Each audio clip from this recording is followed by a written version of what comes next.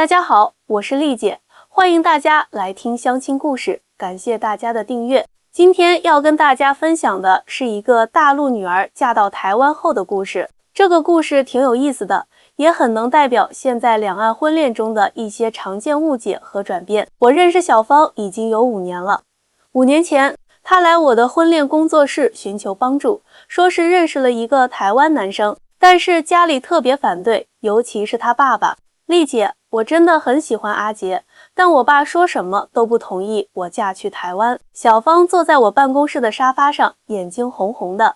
我当时就问她，为什么呢？你爸爸反对的理由是什么？小芳叹了口气说，我爸觉得台湾经济不行，说嫁过去会受苦。他总说台湾那么小，能有什么发展空间？还说台湾男人大男子主义，会欺负大陆女孩。听到这里，我笑了。这不就是很多大陆父母对台湾的刻板印象吗？殊不知这些观念很多都是过时的、片面的。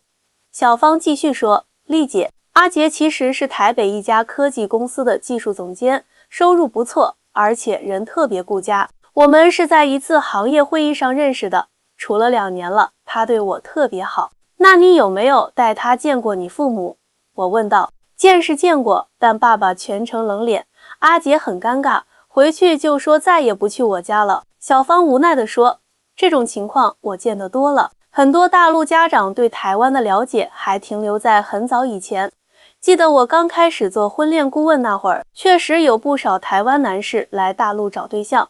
那时候台湾经济确实比大陆好很多，但现在情况已经不一样了。两岸发展各有千秋，台湾在科技、医疗、教育等领域依然有很多值得学习的地方。更重要的是，婚姻是2个人的事，不是比谁的地区更富有。我对小芳说，结婚是嫁给一个人，不是嫁给一个地区。关键是这个人值不值得你托付终身，你们在一起开不开心？小芳点点头，我知道，但就是拗不过我爸。丽姐，你能不能帮我想想办法？我思考了一下说，这样吧，不如邀请你爸妈去台湾看看，亲眼见识一下阿杰的生活环境和工作状况，也许实地考察后，他们的看法会有所改变。小芳眼睛一亮，真的可以吗？当然可以，现在两岸往来这么方便，签证也不难办，关键是要让你爸爸放下成见，实际去看看台湾到底是什么样子。我鼓励他道。就这样，在我的建议下，小芳开始说服父母前往台湾。说实话，这并不容易。小芳爸爸老王是个典型的北方大老爷们儿，固执得很，认定的是9头牛都拉不回来。去什么台湾？我不去。小小一个岛，有什么好看的？这是老王的第一反应。小芳妈妈倒是比较通情达理，老王，去看看也好啊，起码了解一下女儿未来的生活环境。最后在全家人的软磨硬泡下，老王终于勉强同意了。去就去，我倒要看看那个阿杰到底是什么来头，能把我闺女迷到5迷3道的。就这样，小芳一家订了机票，准备前往台湾。出发前1天，老王还在念叨，我就去3天，看完就回来，要是看不满意，这婚事免谈。小芳很紧张，提前给我打了电话。丽姐，我爸这个脾气，我担心他去了台湾也是戴着有色眼镜看问题。我安慰他说，放心吧，台湾的魅力不是盖的，而且阿杰不是挺好的一个人吗？相信他能给你爸爸留下好印象。终于，小芳一家人踏上了前往台湾的飞机。让我们把时间快进到3天后，小芳兴奋地给我打来电话，丽姐，简直不敢相信，我爸变了个人似的。现在他不仅同意我嫁给阿杰，还主动提出要投资阿杰的公司，帮他扩大规模。我惊讶地问，这么神奇，发生什么事了？小芳笑得合不拢嘴，这3天简直太奇妙了。我爸刚到台北桃园机场就被震撼到了，说机场比他想象的大多了，而且很现代化。然后阿杰开车带我们去台北市区，一路上我爸就不停地东张西望，看到台北街道这么干净整洁，高楼大厦林立，完全颠覆了他对台湾的印象。后来呢，我好奇地问，到了阿杰家，我爸更是大吃一惊。阿杰住在信义区一个小区里，房子虽然不大，但装修特别精致，而且房子采光特别好。最让我爸惊讶的是，阿杰家小区的物业管理特别规范，进出都要刷卡，安保措施做得很到位。我点点头。台湾的居住环境确实很有特色，虽然房子普遍不如大陆的大，但精致度和舒适度却不输给大陆的高档小区。第二天，阿杰带我爸参观了他的公司。小芳继续说，一进公司大门，我爸就被镇住了。阿杰的公司虽然员工不多，只有40几人，但是办公环境特别好，而且公司文化很人性化，员工可以弹性上下班，公司还有专门的休息区和健身房。最重要的是，阿杰在公司的地位很受尊重，大家都叫他杰总。我爸看在眼里，可有面子了。阿杰是做什么的来着？我问道。他是做半导体设备研发的，主要是给台积电这样的大公司提供技术支持。我爸本来就是做机械加工的，看到阿杰公司的设备和技术，顿时来了兴趣，两人聊得特别投机。这就难怪了，原来是同行，找到共同语言了。中午吃饭的时候，阿杰带我爸去了一家本地的小餐馆，点了一些台湾特色菜。我爸尝了牛肉面和卤肉饭，连连称赞，说比他想象的好吃多了。饭桌上，阿杰主动和我爸聊起了公司未来的发展规划，说希望能把业务拓展到大陆。我爸一听就来劲儿了，说自己在大陆有不少资源和人脉，可以帮忙牵线搭桥。我笑着说，看来你爸爸对阿杰的印象一下子就转变了，可不是吗？小芳笑道。下午阿杰又带我爸参观了台北的几个景点，晚上还特意安排了一顿丰盛的晚餐，请了他的几位公司高管一起吃饭。饭桌上大家谈笑风生，我爸被这种氛围感染的都有点飘飘然了。等回到住处，我爸就把我妈拉到一边，小声说，这个阿杰不错，有头脑有见识，咱闺女嫁给他我放心。我开心地说，这不就成了吗？你爸爸的态度转变得真快。是啊，第3天更神奇。小芳兴奋地说，阿杰请了1天假，专门带我们去了他的母校台湾大学参观。我爸看到台大那么漂亮的校园环境，又听阿杰介绍了台湾的教育制度，对台湾的观感就更好了。中午吃饭的时候，我爸突然对阿杰说，小杰啊，我看你这公司发展前景不错，如果需要资金扩大规模，我可以投资。把我和阿杰都惊呆了。哇，这态度转变也太快了吧！我惊讶地说，是啊，我都不敢相信自己的耳朵。更让我惊讶的是，我爸下午就拉着阿杰去谈具体的合作细节了，两人聊得特别投机，甚至开始讨论怎么把阿杰的技术引进大陆，在我爸的工厂里设立研发中心。小芳说着都有些哭笑不得，我妈在旁边看得目瞪口呆，说这哪是来反对的，简直是来结盟的。听完小芳的描述，我不由得感叹，这就是实地考察的力量啊！很多误解，只要亲眼所见，就能迎刃而解。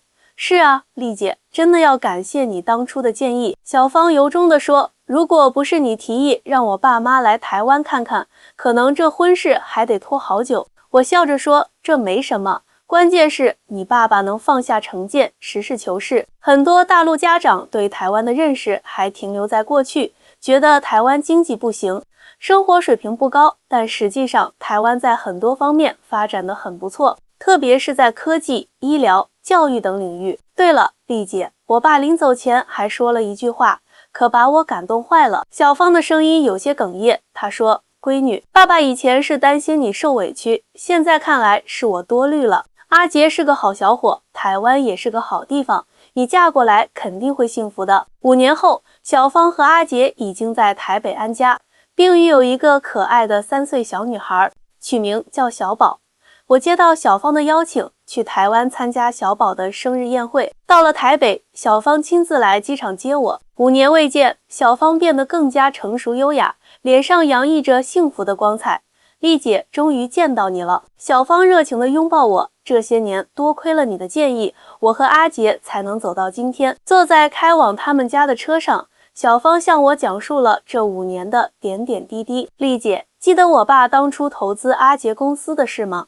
现在他们的合作简直超出了我们的预期。小芳兴奋地说，阿杰的技术确实很出色，加上我爸在大陆的资源和人脉，他们的业务在两岸都发展的特别好。我爸还在南京设立了分公司，阿杰每个月都要飞去大陆出差好几天。那你爸现在对台湾完全改观了吧？我笑着问。何止是改观，简直是痴迷。小芳笑得前仰后合。你知道吗？我爸现在成了台湾的超级粉丝，几乎每2个月就要来台湾一趟，美其名曰39，考察业务39，其实就是来玩。他对台湾的美食、景点、民俗都了解得不得了，甚至学会了一口流利的台湾腔国语。回大陆还经常带一堆凤梨酥、奶茶、高山茶回去分给亲戚朋友。我不禁莞尔，看来老王叔真是脱胎换骨啊！可不是吗？小芳感慨道。最让我意外的是，我爸居然和阿杰的爸爸成了忘年交。阿杰爸爸是个退休的高中历史老师，特别喜欢中国传统文化，和我爸一见如故。2个老头子经常一起喝茶、下棋、聊天。有时候我爸来台湾都不怎么来我家，直接住到阿杰爸爸家去了。说着，我们已经到了小芳和阿杰的家。这是一套位于台北市内的3居室公寓，虽然不算很大，但装修的温馨舒适，充满了生活气息。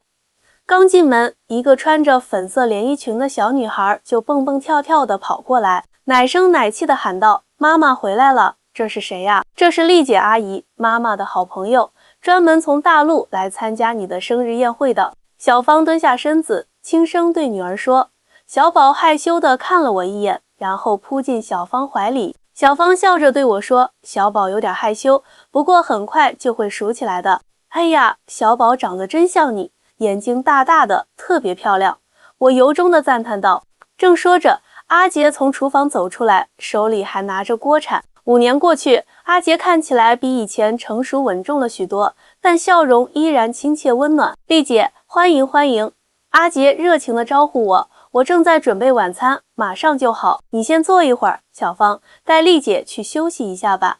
看到阿杰亲自下厨，我有些惊讶。小芳看出我的想法，低声解释道：“阿杰很喜欢烹饪，周末都是他下厨。台湾男生普遍挺会照顾家庭的，完全不像我爸说的那样大男子主义。”在小芳的带领下，我参观了他们的家。客厅里，一面墙上挂满了他们一家3口的照片，还有和2边父母的合影。卧室简洁温馨，小宝的房间则布置得很有童趣，贴满了卡通贴纸和手工小装饰，这些都是阿杰亲手做的。小芳指着房间里的一个彩色小书架说，她每个周末都会抽时间陪小宝做手工、读绘本。我点点头，阿杰真是个好爸爸，也是个好丈夫。是啊，小芳脸上流露出幸福的微笑。当初如果不是你鼓励我坚持，让我爸妈来台湾实地看看，我可能就错过这段美好的姻缘了。晚餐时，阿杰拿手的几道台式家常菜让我赞不绝口。饭后，小宝已经跟我熟络起来，拉着我的手给我看他的玩具和画册。第二天一早，小芳的父母和阿杰的父母就一起来了，为小宝的生日做准备。令我惊讶的是，2家长辈之间的相处竟然如此和谐自然，就像多年的老朋友一样。小芳的父亲老王见到我，热情地打招呼：“哎呀，这不是厉老师吗？好久不见啊！”我笑着回应：“王叔，您气色真好，看起来年轻多了。”那是，老王得意地说。自从和小杰他爸认识后，我不但学会了打太极拳，还开始喝乌龙茶，吃全谷物，身体比以前好多了。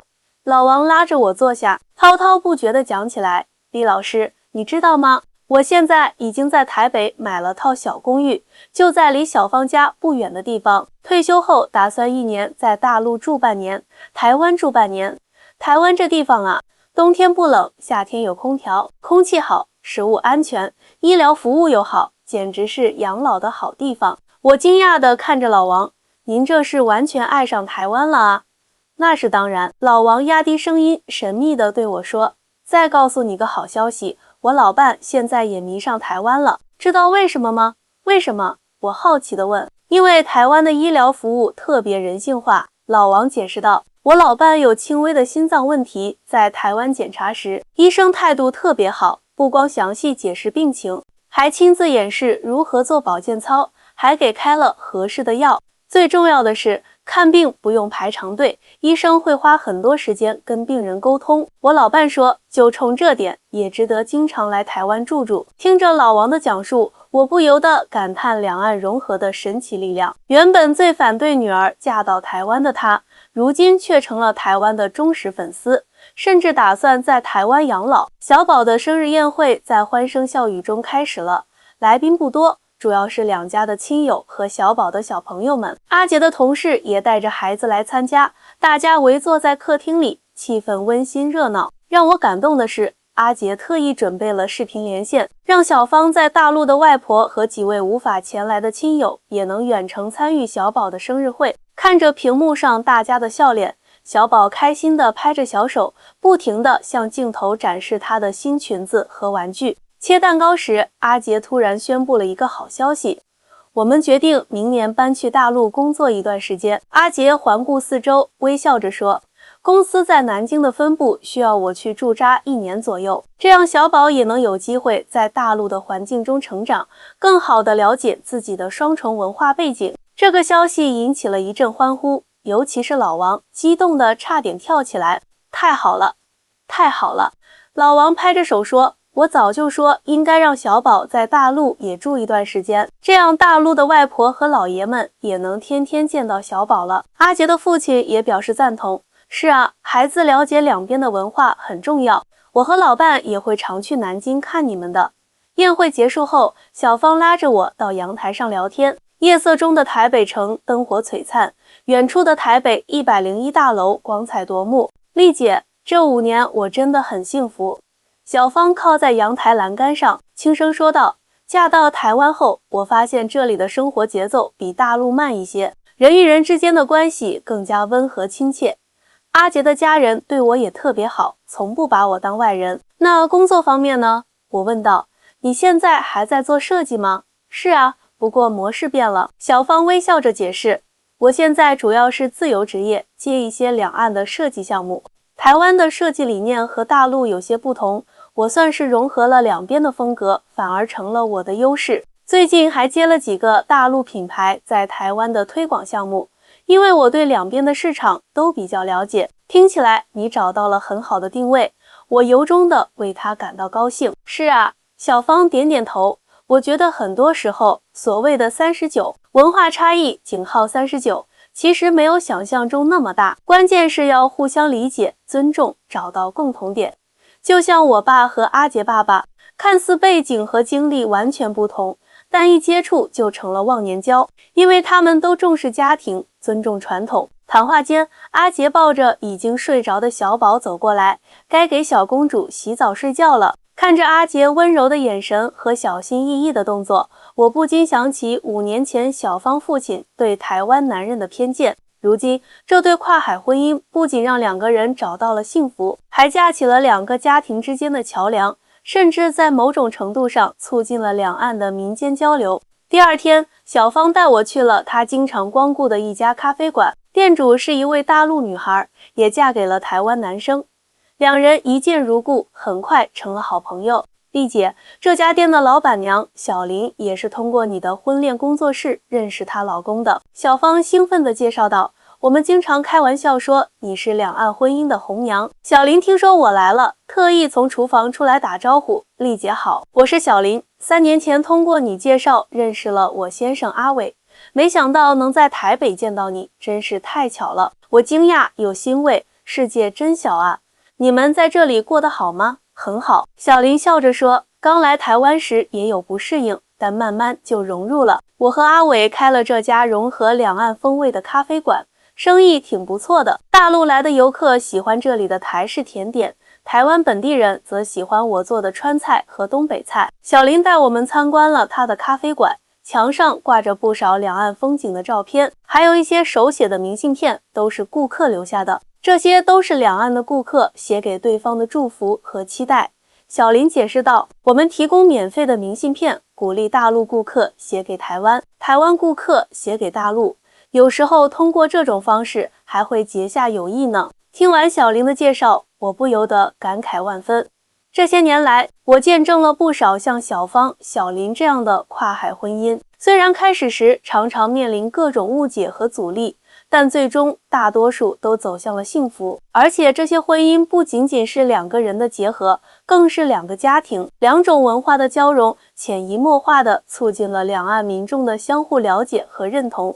回国前一天，我和小芳一家一起去了阳明山。春日的阳明山繁花似锦，空气清新，远眺可以看到整个台北盆地的美景。小宝在花丛中欢快地奔跑，阿杰则不停地拍照，记录下这美好的时刻。丽姐，小芳站在我身边，望着远处的风景，轻声说道：“这5年来，我最大的感悟就是，两岸之间的距离其实并没有想象中那么远，隔阂和误解往往源于不了解。只要真诚相待，多一些实际接触，就会发现我们之间的相似之处远比差异多得多。”我点点头。是啊，这也是为什么我一直鼓励像你们这样的跨海婚姻。这不仅仅是个人的幸福问题，也是促进两岸融合的一种方式。说实话，小芳继续道，当初我爸反对我嫁到台湾时，我也曾动摇过，想过放弃。但现在想想，如果当时没有坚持，没有听从你的建议，让我爸亲眼看看台湾，我可能就错过了这段美好的姻缘，错过了现在这个幸福的家庭。所以我经常对来咨询的姑娘们说，我微笑着回应，爱情需要勇气，也需要智慧。遇到阻力，不要轻易放弃，但也不要一味冲动，找到合适的方式，让反对的人看到事实，比1000句辩解都有效。夕阳西下，金色的阳光洒在山间，为这美好的一天画上句点。看着小芳和阿杰牵着小宝的手走在回家的路上，背影幸福而温馨。我知道这个故事远没有结束，他们的生活还将继续，两岸的故事也会继续。而这些跨越海峡的爱情，正如涓涓细流，汇聚成促进两岸民心相通的大河。回到婚恋工作室后，我把小芳的故事分享给了更多的人。每当有人因为地域差异而犹豫不决时，我就会说，记住小芳的故事，勇敢去爱，智慧的爱，距离不是问题，误解也不是障碍，只要真心相待，就没有过不去的海峡。5年后的今天，我的工作室里已经有几十对像小芳和阿杰这样的两岸夫妻，他们幸福的生活是对偏见和误解最好的回应。而对我来说，能够见证和促成这些跨海姻缘，是我作为婚恋顾问最大的成就和骄傲。